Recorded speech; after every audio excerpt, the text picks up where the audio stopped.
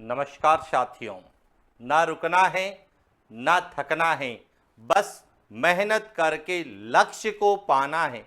इसी उद्देश्य और मोटिवेशन के साथ हम लोग बात कर रहे हैं भारत के भूगोल की।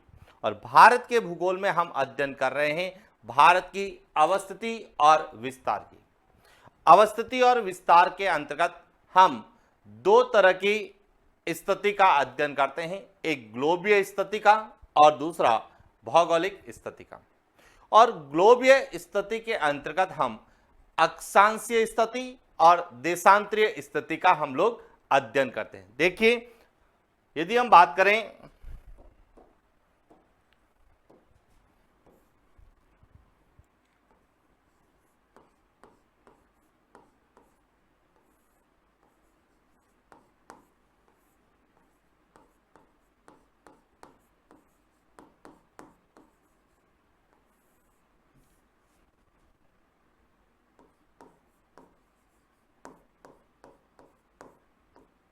भारत की ग्लोबीय स्थिति की, तो हम इसके अंतर्गत एक तो बात करते हैं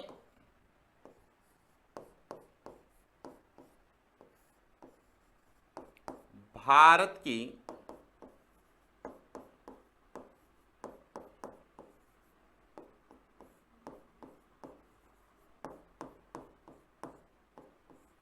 अक्षांशीय स्थिति और दूसरी हम लोग बात करते हैं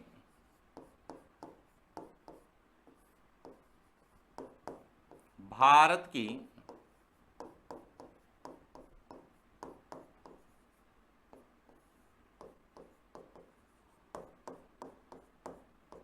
देशांतरीय स्थिति। और भारत की अक्षांशीय स्थिति को समझने के लिए हमें किसका अध्ययन करना होता है?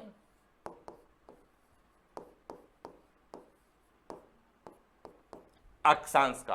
और भारत की देशांतरीय स्थिति को समझना है तो हमें किसका अध्ययन करना होता है? देशांतर का। यानी कि लैटिट्यूड और लॉन्गिट्यूड के बारे में जानकारी होनी चाहिए।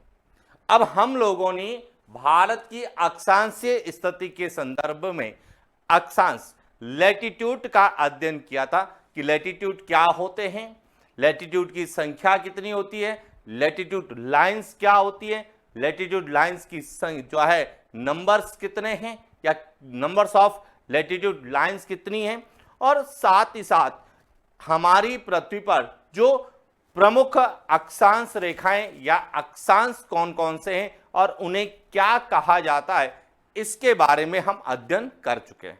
अब इसी कड़ी में आज हम पहले बात करेंगे देशांतर की कि लॉन्गिट्यूड क्या होते हैं, लॉन्गिट्यूड की संख्या कितनी होती है, लॉन्गिट्यूड का महत्व क्या है, और हमारी पृथ्वी पर लॉन्गिट्यूड जो प्रमुख हैं वह कौन कौन से हैं और कहां से हमें प्रश्न पूछे जाते हैं। तो देखिए, बात करते हैं देशांतर लॉन्गिट्यूड की।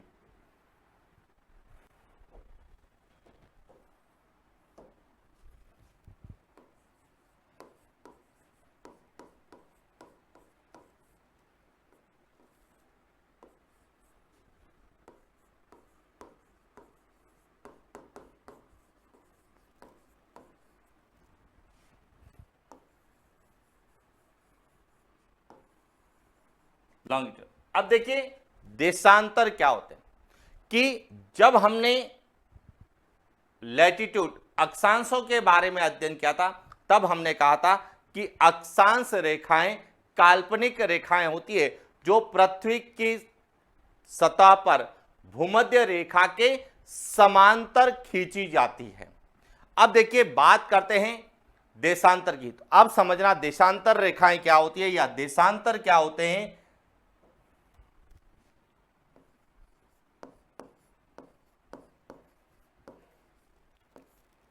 भूमध्य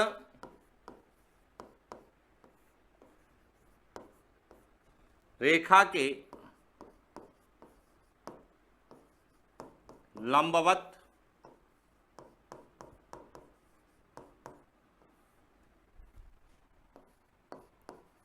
खींची गई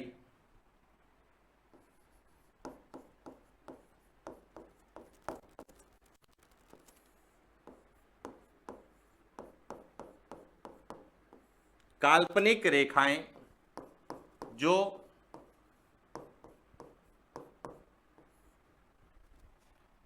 उत्तरी ध्रुव को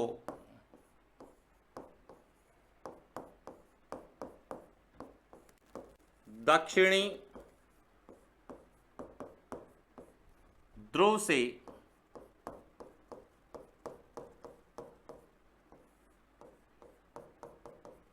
मिलाती। पहला पॉइंट क्लियर हो गया कि यहां जो है भूमध्य रेखा यानी इक्वेटर के वर्टिकल लंबवत खींची जाती है। कैसे देखिए, यदि हम बात करें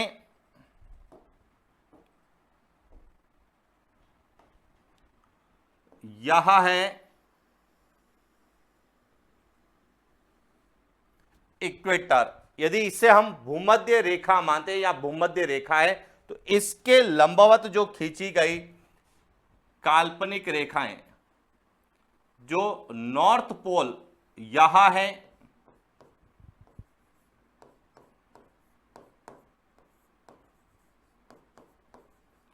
उत्तरी ध्रुव, और यहां है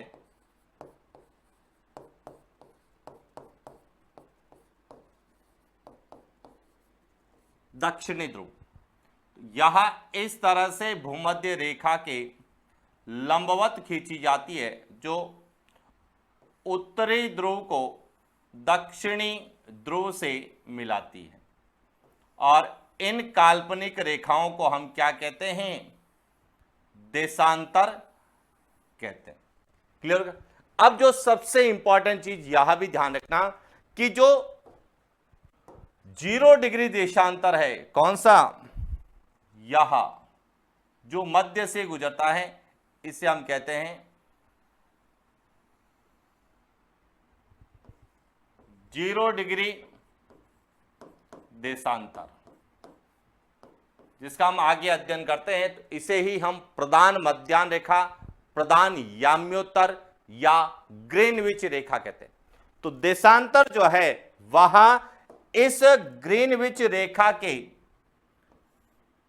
पूरब और पश्चिम की कोणात्मक दूरी को दर्शाते हैं। जिस प्रकार अक्षांश भूमध्य रेखा से उत्तर और दक्षिण की कोणात्मक दूरी को दर्शाते हैं, उसी प्रकार यहां देशांतर इस ग्रीनविच रेखा या प्रधान याम्योत्तर से पूरब और पश्चिम की कोणात्मक दूरी को दर्शाते हैं। यानी कि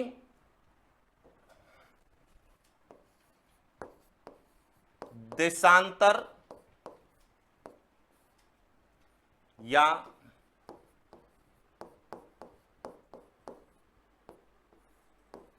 देशांतर रेखाएं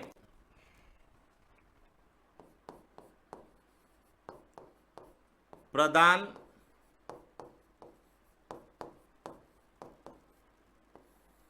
याम्योत्तर से पूरब और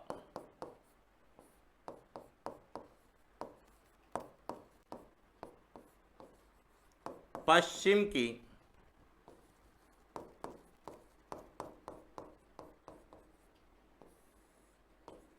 कोणात्मक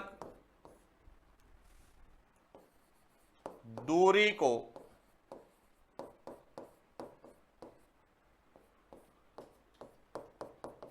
दर्शाते हैं। यानी कि जिस प्रकार अक्षांश रेखाएं एंगुलर डिस्टेंस बताती है भूमध्य रेखा से उत्तर और दक्षिण की, उसी प्रकार देशांतर भी प्रधान याम्योत्तर रेखा, जिसे हम 0 डिग्री देशांतर ग्रीनविच रेखा कहते हैं, इससे पूरब और पश्चिम की कोणात्मक दूरी एंगुलर डिस्टेंस को दर्शाते हैं। क्लियर हो गया? तो यहां एग्जाम में कई बार पूछा जाता है और यह विशेष रूप से आपको याद रखना है। यहां तक शायद आपको कोई डाउट नहीं होगा। अब देखिए, हमारी जो पृथ्वी है, इस पृथ्वी पर ये जो काल्पनिक रेखाएं हैं, जो इमेजिनरी लाइंस खींची गई है, जो भूमध्य रेखा के लंबवत उत्तर से उत्तरी ध्रुव और दक्षिणी ध्रुव को मिलाती है, इनकी संख्या कितनी है? तो देखिए बात करते हैं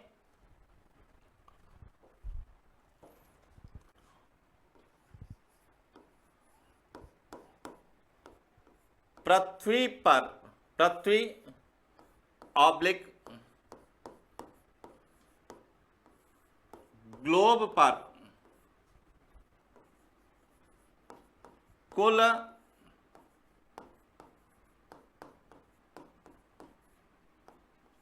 देशांतर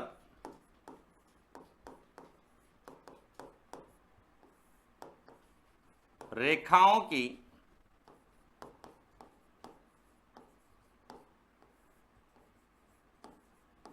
संख्या कितनी है? 360 है। यह भी ध्यान रखना कि पृथ्वी पर कुल देशांतर रेखाएं कितनी है? 360 है। अब आता है इन देशांतरों का प्रयोग किस रूप में किया जाता है? तो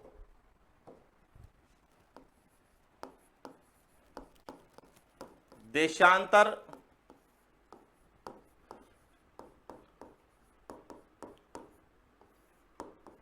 रेखाओं का प्रयोग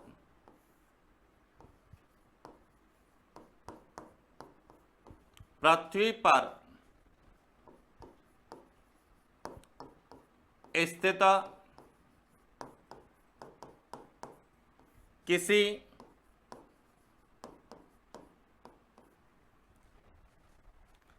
स्थान के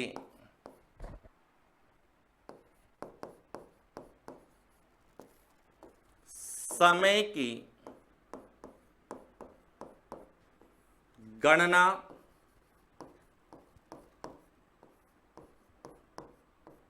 करने में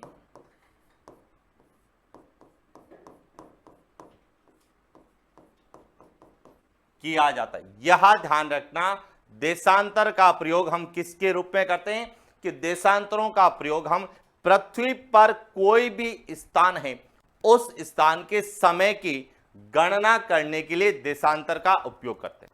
तो अब हमारे से यह भी पूछा जा सकता है कि पृथ्वी पर समय की गणना करने हेतु प्रमुख कौन कौन से देशांतर हैं? समझना यहां से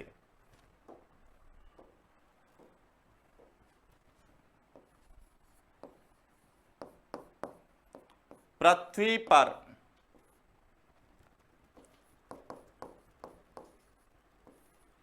समय की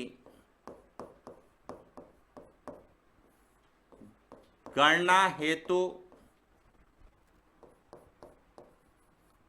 प्रयुक्त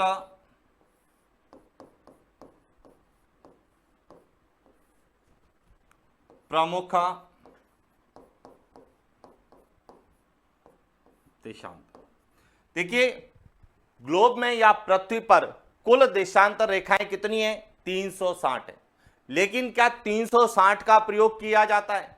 तो देखिए 360 देशांतर का प्रयोग हम करते हैं, लेकिन उनका महत्व या उनका जो है नाम अलग अलग होता है। कैसे? इसीलिए हम पढ़ते हैं कि पृथ्वी पर समय की गणना हेतु प्रयोग प्रमुख देशांतर कौन कौन से? तो इसमें एक तो ध्यान रखना, एक तो है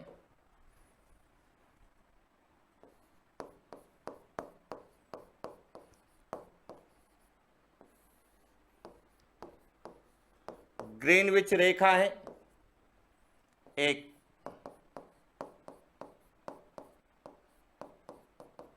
अंतरराष्ट्रीय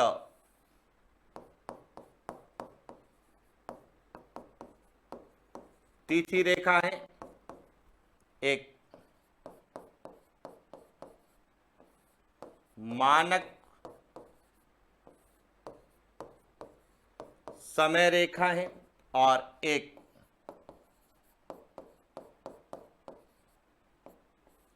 स्थानीय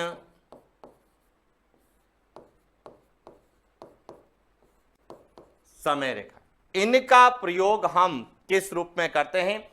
किसी भी स्थान की समय की गणना के लिए मुख्य रूप से या तो हम ग्रीनविच रेखा का उपयोग करते हैं या अंतर्राष्ट्रीय तिथि रेखा का उपयोग करते हैं, या फिर मानक समय रेखा या प्रामाणिक समय रेखा का उपयोग करते हैं, या स्थानीय समय रेखा का प्रयोग करते हैं। यानी कि इन देशांतरों का हम लोग विशेष रूप से पृथ्वी पर समय की गणना हेतु प्रयोग करते हैं, और इसी के आधार पे हमें प्रश्न भी पूछे जाते हैं। और इसीलिए हम एक एक जो है देशांतर जो समय की गणना के लिए प्रयुक्त होते हैं, चाहे वह ग्रीनविच रेखा है, चाहे वह अंतर्राष्ट्रीय तिथि रेखा है, चाहे मानक समय रेखा है, चाहे स्थानीय समय रेखा है, इनके बारे में अध्ययन करेंगे कि यह क्या है और इनको क्या कहा जाता है और इनका क्या महत्व है। तो देखिए, सबसे पहले हम बात करते हैं ग्रीनविच रेखा। तो बात करते हैं ग्रीनविच रेखा की।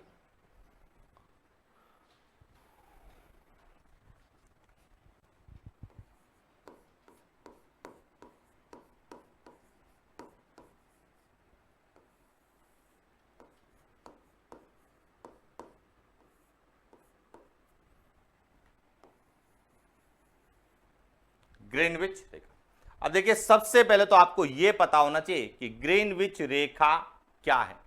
तो ग्रीनविच रेखा पृथ्वी के लगभग मध्य से गुजरने वाला देशांतर, जिससे अंतर्राष्ट्रीय मानक समय की गणना की जाती है, या जिसका प्रयोग अंतर्राष्ट्रीय या विश्व के समय की गणना हेतु करते हैं। क्लियर हो गया?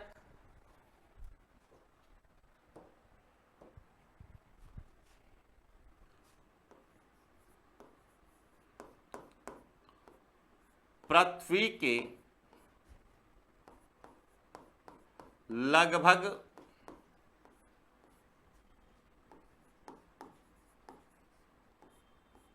मध्य से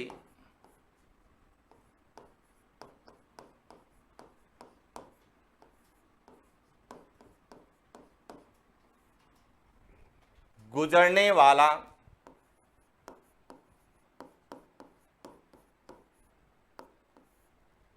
देशांतर, जिसका प्रयोग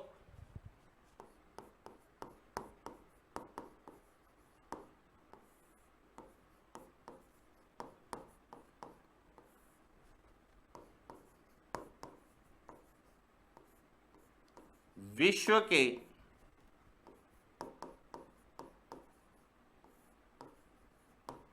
समय की गणना या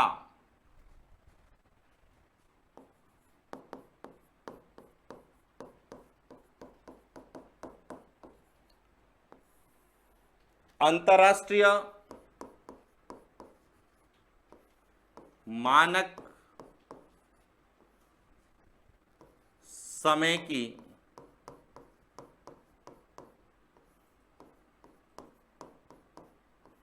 गणना हेतु किया जाता है, और जो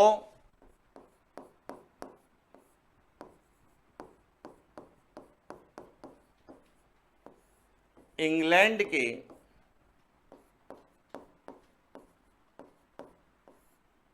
लंदन शहर के पूर्व में स्थित ग्रीनविच रॉयल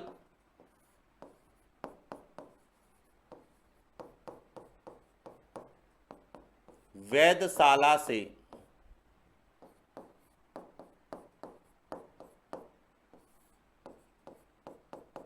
गुजरता।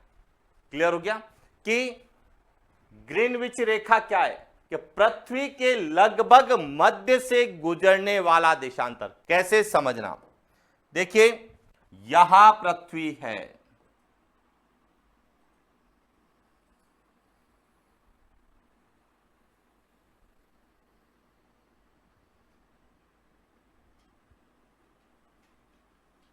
यहां क्या है? पृथ्वी, और यहां है नॉर्थ पोल और यहां है साउथ पोल।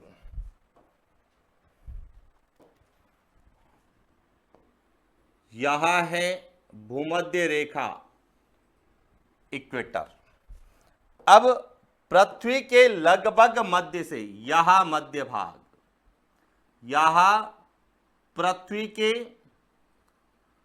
लगभग मध्य से गुजरने वाला देशांतर, जिसका प्रयोग पूरे विश्व के समय की गणना या कहें अंतरराष्ट्रीय मानक समय की गणना के लिए किया जाता है।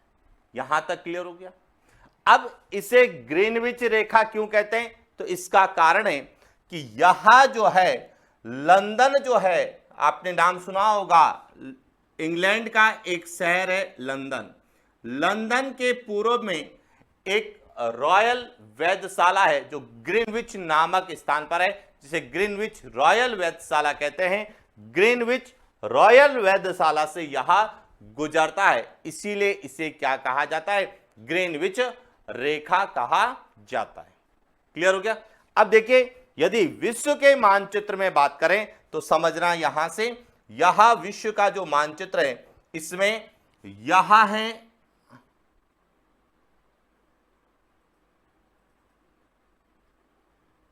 पूरा यूरोप है,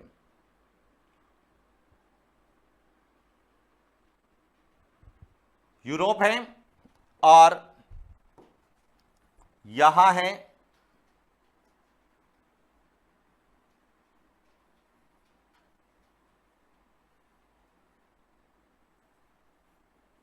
अफ्रीका, और यहां है इंग्लैंड। अब इस इंग्लैंड के पूरब से यहां लगभग विश्व के मध्य से इस तरह से गुजरती है।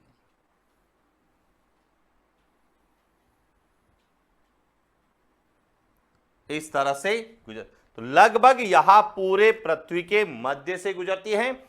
और यहां किस स्थान से गुजरती है, यहां भी क्लियर होना चाहिए। अब यहां आपसे यदि पूछा जाए देश, तो यहां किस देश से गुजरती है?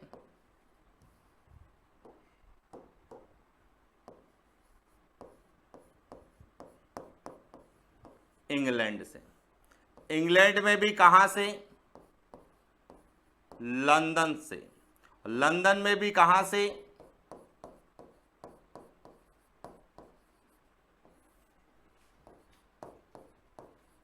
रॉयल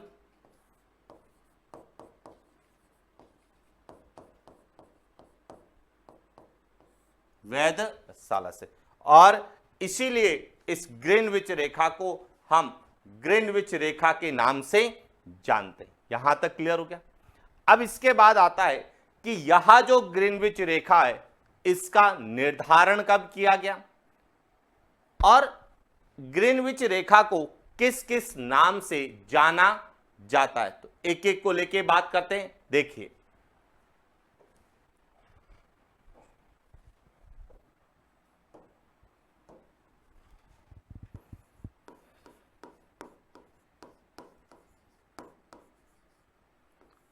ग्रीनविच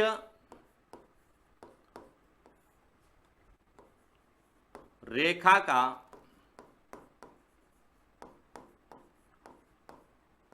निर्धारण 22 अक्टूबर 1884 को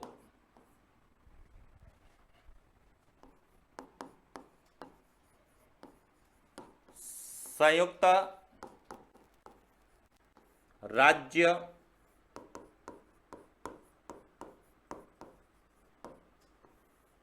अमेरिका, यूएसए के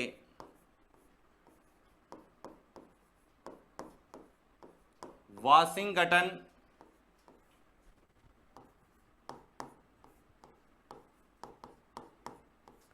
डीसी में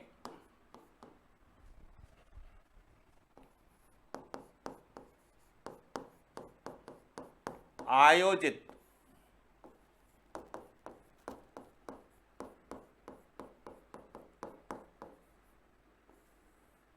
अंतर्राष्ट्रीय सम्मेलन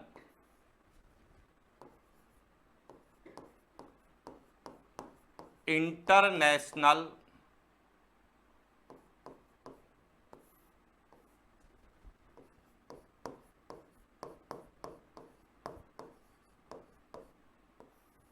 मेरिडियन कांग्रेस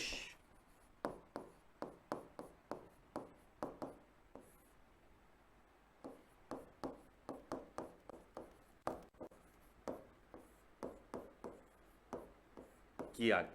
यानी कि इस ग्रीनविच रेखा का निर्धारण कब किया गया?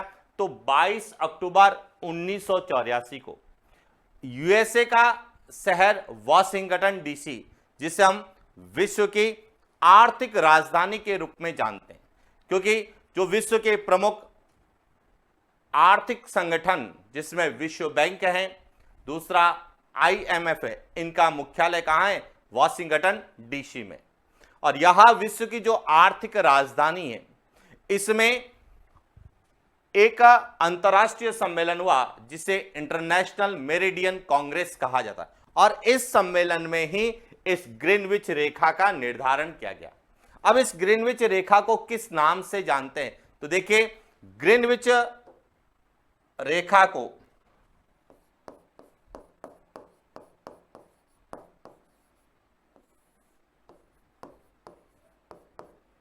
रेखा को 0 डिग्री देशांतर प्रदान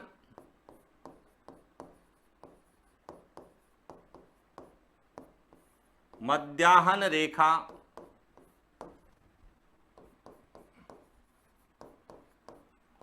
प्रदान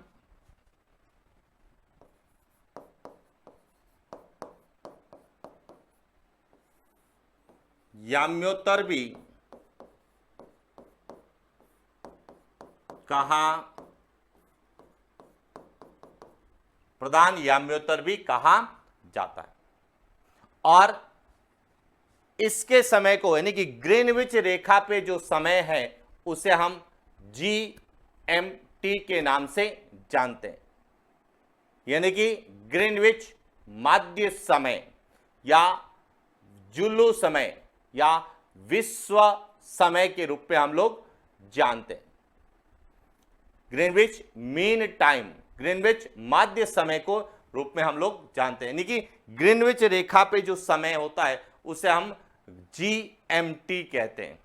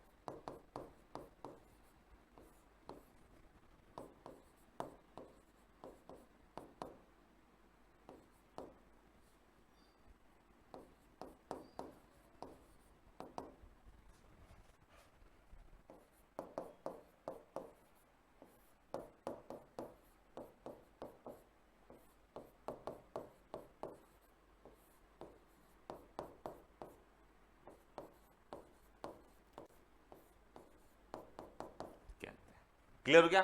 तो अब आपको क्लियर हो गया कि ग्रीनविच रेखा क्या है। तो 0 डिग्री देशांतर को हम ग्रीनविच रेखा कहते हैं। क्यों कहते हैं? क्योंकि यह इंग्लैंड के लंदन शहर के पूरब में स्थित ग्रीनविच रॉयल वेधशाला से गुजरती है। और इसका निर्धारण कब किया गया? 22 अक्टूबर 1884 को किया गया।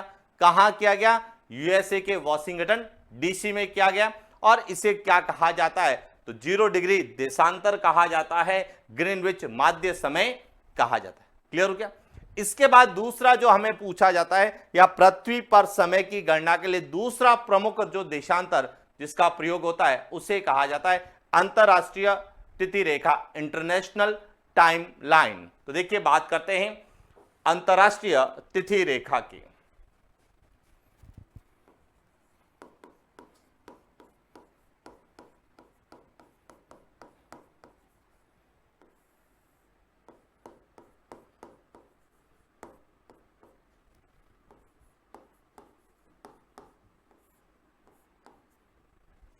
International timeline. अब समझना कि बेरिंग जल संधि, प्रशांत महासागर में एक जल संधि है बेरिंग जल संधि, कि बेरिंग जल संधि के समांतर प्रशांत महासागर से गुजरने वाले 180 डिग्री देशांतर को अंतरराष्ट्रीय तिथि रेखा कहा जाता है। यानी कि इसको इस तरह से लिखा जा सकता है, प्रशांत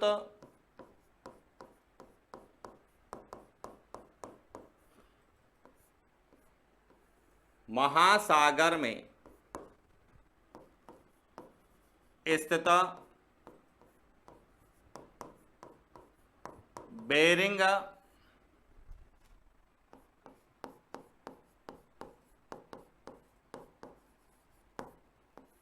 जल संधि के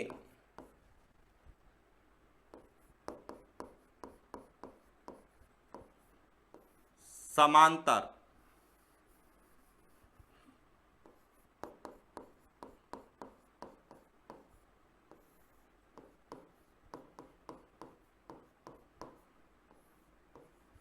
गुजरने वाले 180 डिग्री देशांतर को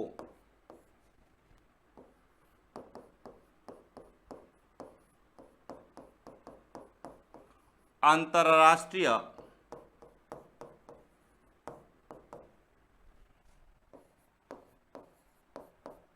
तिथि रेखा कहा जाता है। तो यह भी कई बार आता है अंतरराष्ट्रीय तिथि रेखा किसे कहते हैं, तो 180 डिग्री जो देशांतर है उसे हम अंतरराष्ट्रीय तिथि रेखा कहते हैं। अब अंतरराष्ट्रीय तिथि रेखा जो है यह एक उभयनिष्ठ देशांतर है। कैसा है यह ध्यान रखना,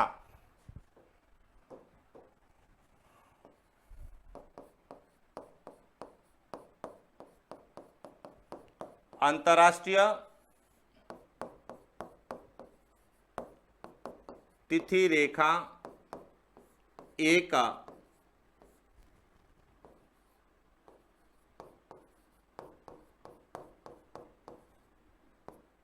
उभयनिष्ठ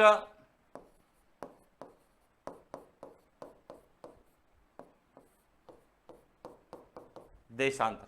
अब आप कहेंगे यह एक उभयनिष्ठ देशांतर क्यों है, और उसको समझने से पहले एक बार हम विश्व के मानचित्र में जो हमारा ग्लोब है, ग्लोब में अंतरराष्ट्रीय तिथि रेखा की जो है देखते हैं कहां कहां से किस प्रकार गुजरती है।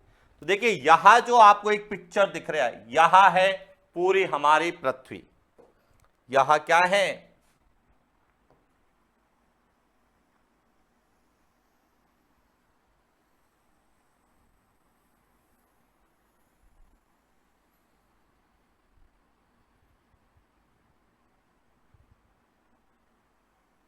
यहां पूरी पृथ्वी है, और यहां जो सागर है यहां है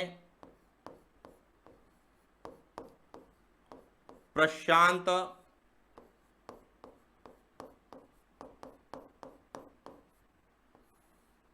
पैसिफिक ओशियन।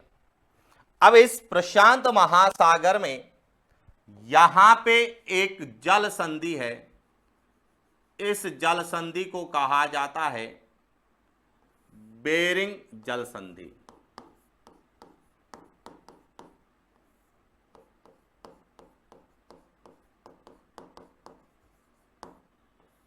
जो कि बेरिंग सागर और चुक्सी सागर को जोड़ती हैं, और इधर जो है यह है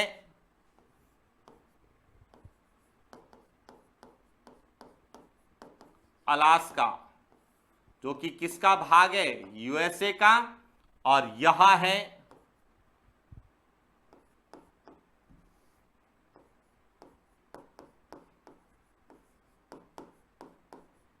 साइबेरियन रूस, जो किसका भाग है, एशिया का। यानी कि बेरिंग जल संधि जो है यह एशिया और उत्तरी अमेरिका को क्या करती है, अलग करती है। यानी कि अलास्का और साइबेरियन रूस के मध्य है, जो कि उत्तर में चुक्सी सागर है, दक्षिण में बेरिंग सागर को जोड़ती। अब यहां जो अंतरराष्ट्रीय तिथि रेखा, जिसे हम 180 डिग्री देशांतर कहते हैं, यह इसके समांतर गुजरती। कैसे गुजरती है, देखिए यह इस तरीके से गुजरती, यह बेरिंग जल संधि के समांतर आई, इस तरह से यह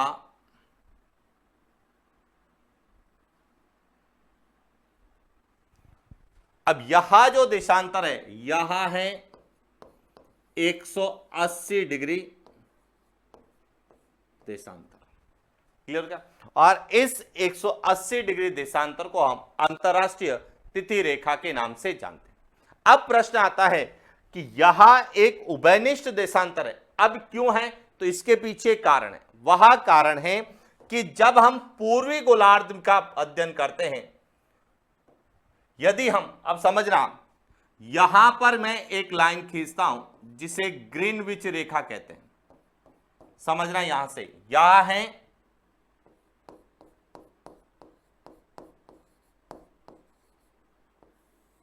ग्रीनविच रेखा। अब ग्रीनविच रेखा से पूरब की ओर जाते हैं तो यहां कहलाएगा 180 डिग्री,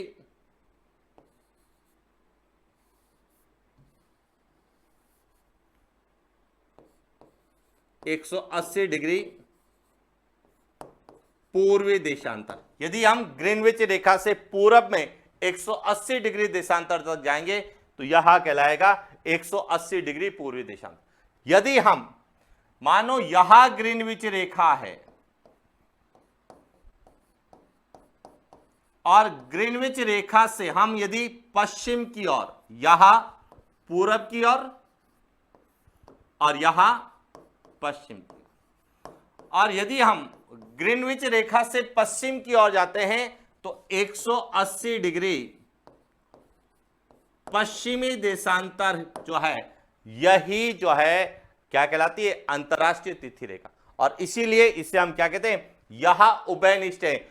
चाहे हम ग्रीनविच रेखा से पूरब की ओर जाएंगे तो 180 डिग्री पूर्वी देशांतर को हम अंतरराष्ट्रीय तिथि रेखा कहेंगे, या फिर ग्रीनविच रेखा से हम पश्चिम की ओर जाते हैं तो 180 डिग्री पश्चिमी देशांतर को भी हम अंतरराष्ट्रीय तिथि रेखा कहते हैं। और यही कारण है कि यह एक क्या है, उभयनिष्ठ देशांतर है, जो दोनों गोलार्धों में एक ही है। चाहे पूर्वी जो है गोलार्ध से अध्ययन करें, चाहे हम पश्चिमी गोलार्ध से अध्ययन करें, चाहे 180 डिग्री पूर्वी देशांतर होगा तब भी अंतरराष्ट्रीय तिथि रेखा है, और चाहे 180 डिग्री पश्चिमी देशांतर है तब भी वह अंतरराष्ट्रीय तिथि रेखा। और इसीलिए हम इसे क्या कहते हैं, एक उभयनिष्ठ देशांतर की संज्ञा देते हैं। क्लियर हो गया?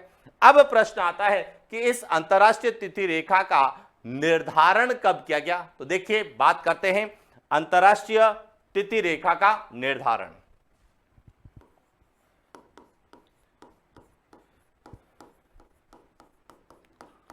अंतरराष्ट्रीय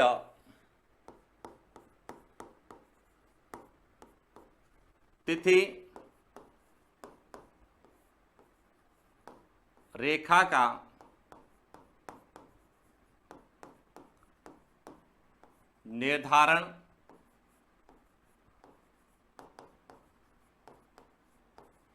22 अक्टूबर 1884 को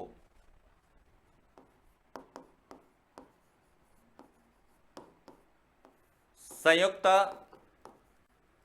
राज्य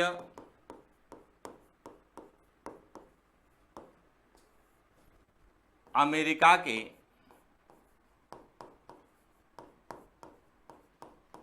वाशिंगटन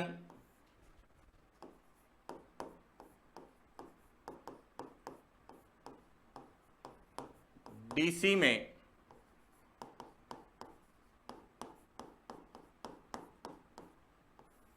आयोजित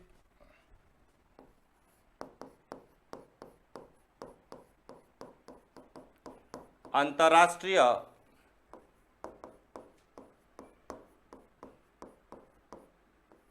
सम्मेलन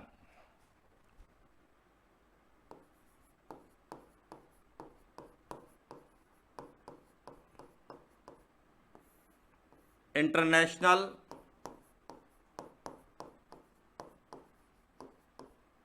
मेरिडियन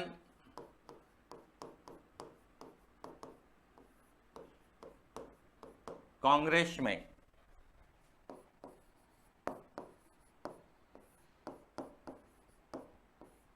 किया गया। क्लियर क्या कि जिस सम्मेलन में ग्रीनविच रेखा का निर्धारण किया गया उसी सम्मेलन में जो है अंतरराष्ट्रीय तिथि रेखा का निर्धारण किया गया।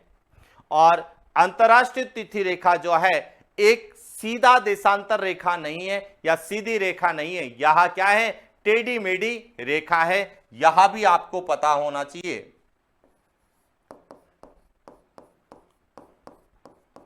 अंतरराष्ट्रीय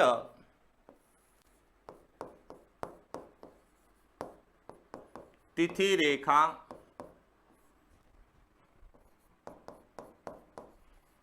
सीधी लंबवत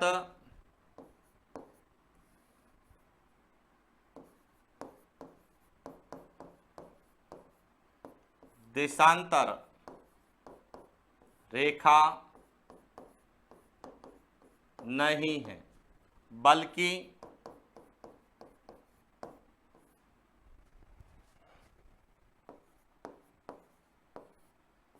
टेढ़ी मेढ़ी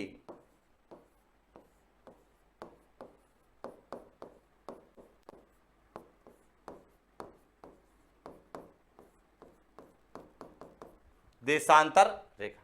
अब इसको टेढ़ा मेढ़ा क्यों बनाया गया, इसके पीछे कारण है कि यहां जिन स्थानों से गुजरती है उन द्वीप समूह को या स्थानों को या तो पूर्वी गोलार्ध में या पश्चिमी गोलार्ध में जो है रखा जाए, ताकि वहां के समय में किसी की गणना में कोई समस्या नहीं हो या वहां के समय में अंतर ना हो। इसको जो है या इस समस्या के समाधान हेतु इसको जो है अलग अलग स्थानों पे मोड़ा गया है।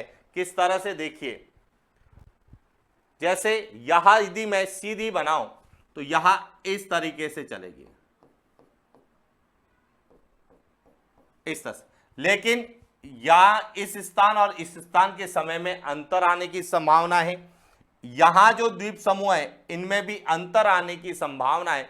इसीलिए दो स्थान, एक ही क्षेत्र या एक ही देश के दो स्थानों के समय में अंतर या उनके समय की गणना में समस्या ना हो, इस कारण इसे अलग अलग स्थानों पे मोड़ा गया है। और इसीलिए अंतरराष्ट्रीय तिथि रेखा एक सीधी लंबवत देशांतर रेखा नहीं है, यह एक टेढ़ी मेढ़ी देशांतर रेखा है, जिसको समय की गणना में समस्या ना हो, इस कारण इसे अलग अलग स्थानों पे मोड़ा गया है। हालांकि जब हम इंडियन ज्योग्राफी की बात करते हैं तो इस तरह से नहीं पूछते हैं, लेकिन जब भी हम समय की गणना करते हैं तो अंतरराष्ट्रीय तिथि रेखा को लेके प्रश्न जरूर हमें पूछे जाते हैं। इसीलिए हम जब समय की गणना के टॉपिक का अलग से अध्ययन करेंगे तब हम इसका जो है बारे में विस्तार से पढ़ेंगे। अभी केवल हम भारत के संदर्भ में कई बार अंतरराष्ट्रीय तिथि रेखा को पूछ लिया जाता है कि अंतरराष्ट्रीय तिथि रेखा कौन सी है, या फिर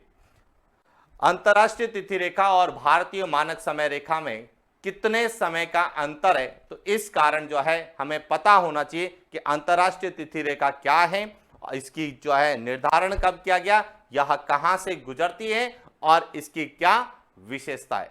क्लियर हो गया। इसके बाद हमें पूछा जाता है मानक समय रेखा। तो देखिए, इसके बाद हम बात करते हैं मानक समय रेखा या प्रामाणिक समय रेखा, स्टैंडर्ड टाइम लाइन की।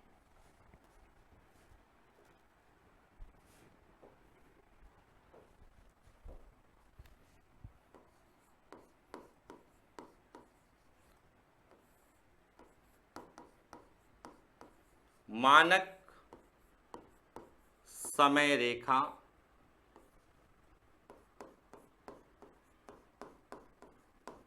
प्रामाणिक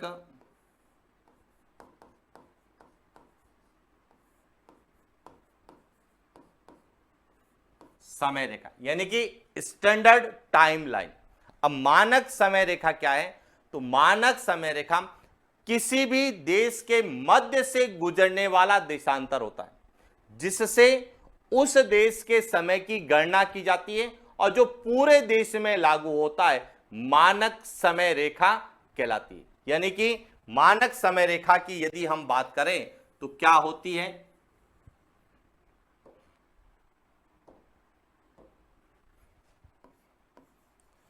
किसी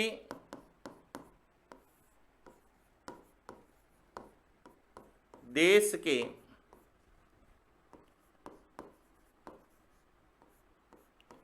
मध्य से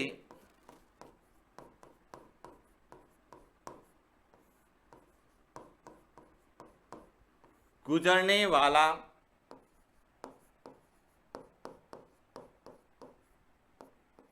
देशांतर। सबसे पहले ध्यान रखना, कोई भी मानक समय रेखा होगी वह उस देश या क्षेत्र के लगभग कहां गुजरेगी? मध्य से, जिससे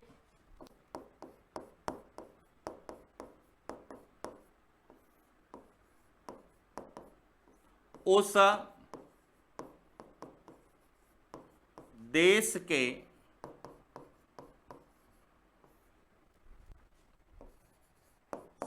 समय की गणना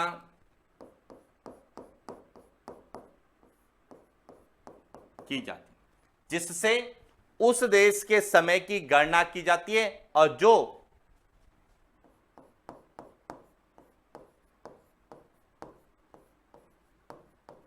पूरे देश में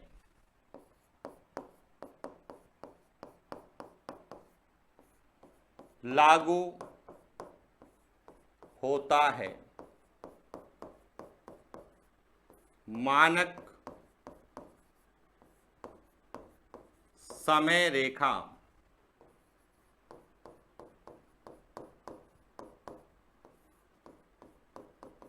कहलाती। क्लियर हो गया? अब इसको समझना है तो हम भारत के संदर्भ में समझते हैं। देखिए, यह जो भारत का मानचित्र है,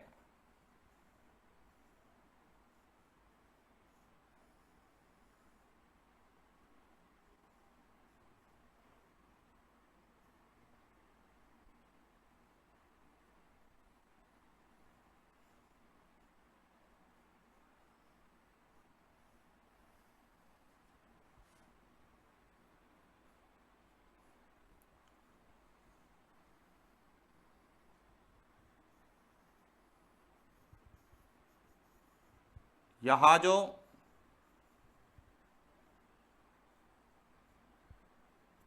भारत का मानचित्र, अब इस भारत के लगभग मध्य से यहां एक देशांतर गुजरता है। कौन सा है? 82 डिग्री 30 मिनट पूर्वी देशांतर, या जिसे हम कहते हैं 82.5 डिग्री पूर्वी देशांतर। इस 82.5 डिग्री पूर्वी देशांतर जो कि भारत के लगभग मध्य से गुजरता है और इससे भारत के समय की गणना की जाती है और यह पूरे भारत में लागू होता है, और इसीलिए इस 82.5 डिग्री पूर्वी देशांतर यानी कि 82 डिग्री 30 मिनट पूर्वी देशांतर को हम भारतीय मानक समय रेखा कहते हैं, इंडियन स्टैंडर्ड टाइम लाइन के नाम से हम लोग जानते हैं। तो देखिए, 82 डिग्री 30 मिनट पूर्वी देशांतर को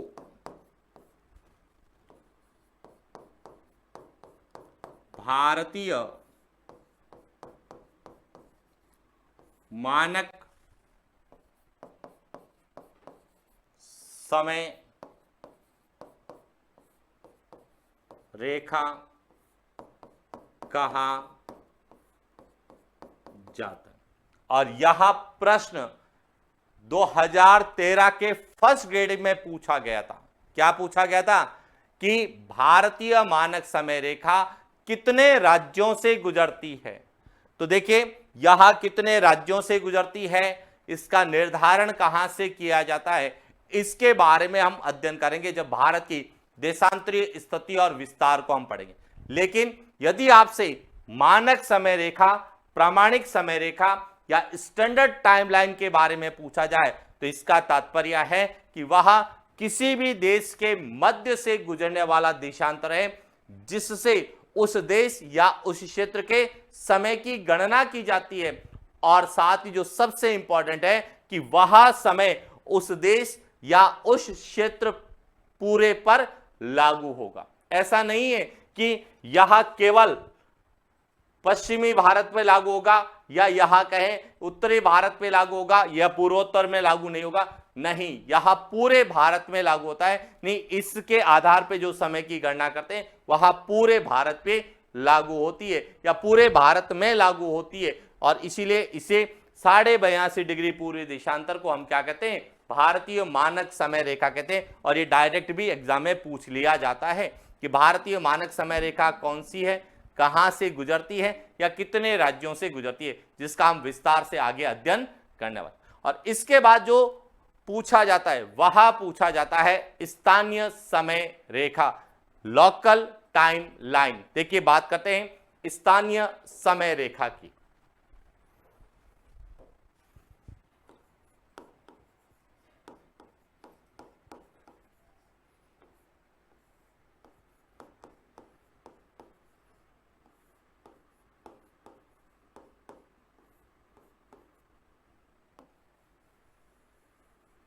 स्थानीय समय, अब देखिए लोकल टाइमलाइन क्या है कि पृथ्वी पर स्थित किसी स्थान का देशांतर,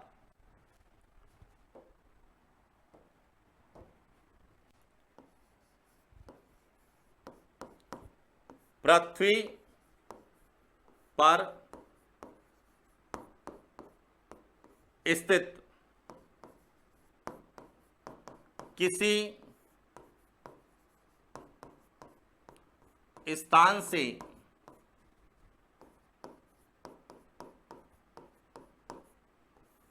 गुजरने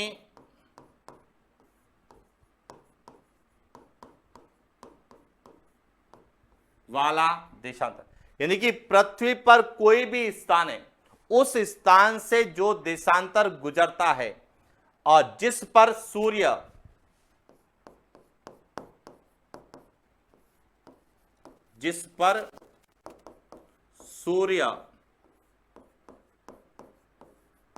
लंबवत या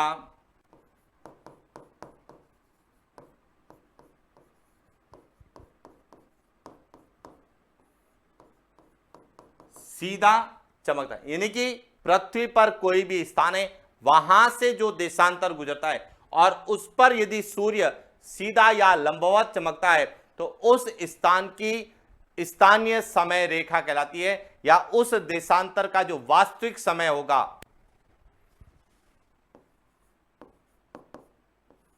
उस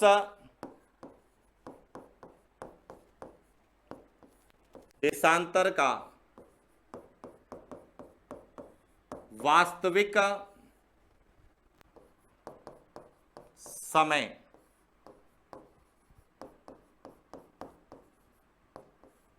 स्थानीय समय तथा उस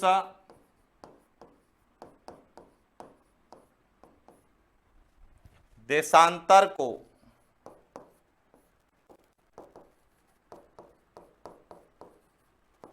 स्थानीय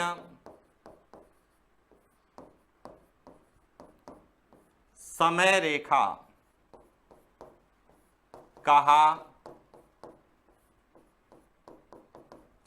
अब ध्यान रखना, मानक समय और स्थानीय समय में अंतर होता है।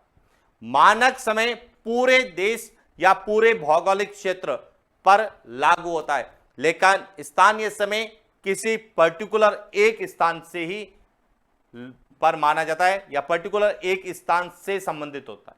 अब कैसे, देखिए कि माना भारत है और भारत में अरुणाचल प्रदेश है, अरुणाचल प्रदेश भारत के पूर्व में, और वहां से जो है देशांतर कोई भी गुजरता है, मानो 97 डिग्री 25 मिनट पूर्वी देशांतर गुजरता है, और जब वहां पर सूर्य लंबवत चमकता है, मानो वहां पे दिन में 12 बजे सूर्य लंबवत चमकता है, तो वहां का स्थानीय समय कितना होगा, 12 बजे होंगे।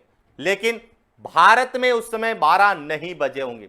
भारत में जो मानक समय रेखा है, उस समय जो समय हुआ होगा वही पूरे भारत में तो लागू होगा, लेकिन अरुणाचल प्रदेश का वह स्थान जहां से 97 डिग्री 25 मिनट पूर्वी देशांतर गुजरता है, तो उस स्थान पे 12 बजे होंगे, तो वह उस स्थान का वास्तविक समय होगा और वही समय स्थानीय समय भी कहलाएगा, और उस देशांतर को यानी कि 97 डिग्री 25 मिनट पूर्वी देशांतर को अरुणाचल प्रदेश के उस स्थान का स्थानीय समय रेखा के रूप में दर्शाया जाएगा। इसीलिए स्थानीय समय रेखा किसी स्थान विशेष की समय की गणना को दर्शाती है, जबकि मानक समय रेखा या प्रामाणिक समय रेखा यह पूरे देश के समय की गणना करती है, और ग्रीनविच रेखा जो है यह पूरे विश्व के समय की गणना के लिए प्रयुक्त होती है। तो क्लियर हो चुका है। पूरे विश्व में यदि समय की गणना करनी है तो हम किसका, ग्रीनविच समय रेखा या अंतरराष्ट्रीय तिथि रेखा का प्रयोग करेंगे। यदि किसी देश की समय की गणना करनी है तो हम मानक समय रेखा या प्रामाणिक समय रेखा का प्रयोग करते हैं, और यदि हमें किसी स्थान विशेष के समय की गणना करनी है तो हमें स्थानीय समय रेखा या स्थानीय देशांतर का हम लोग प्रयोग करते हैं। क्लियर हो गया। तो इस प्रकार से हम जब भी किसी भी क्षेत्र की ग्लोबीय स्थिति का अध्ययन करते हैं तो हमें अक्षांश और देशांतर के बारे में जानकारी होना जरूरी है, और यदि हमें अक्षांश और देशांतर के बारे में जानकारी है तो हम किसी भी देश की जलवायु का निर्धारण कर सकते हैं कि वह किस जलवायु प्रदेश में होगा, क्योंकि जलवायु या सूर्य ताप का क्षैतिज वितरण हम अक्षांशों के आधार पर करते हैं, और किसी देश के समय की गणना हम देशांतर के आधार पर करते हैं। और इसीलिए हम जब भी, चाहे हम भारत की भौगोलिक स्थिति ग्लोबीय स्थिति का अध्ययन कर रहे हैं, चाहे हम राजस्थान की ग्लोबीय स्थिति का अध्ययन कर रहे हैं, चाहे हम किसी देश विशेष की ग्लोबीय स्थिति का अध्ययन कर रहे हैं, तो हमें अक्षांश और देशांतर की जानकारी होना चाहिए। और इस श्रृंखला में हमने अक्षांश और देशांतर का अध्ययन किया।